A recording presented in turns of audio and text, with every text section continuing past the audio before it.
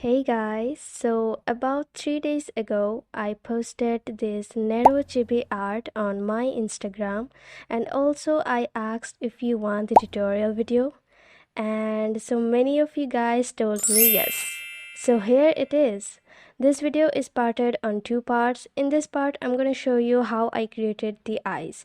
And if you want the second part, please comment down below. And also, thank you so much for your supports. Now, before any further ado, let's get started.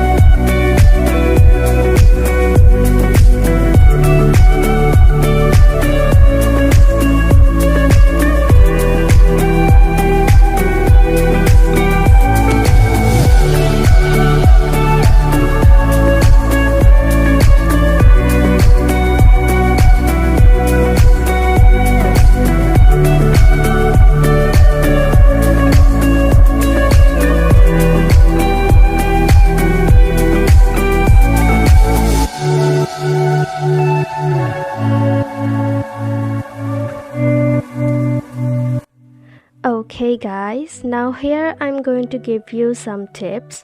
Whenever you do the eyes, make sure to pick 2 to 3 different tones of the color.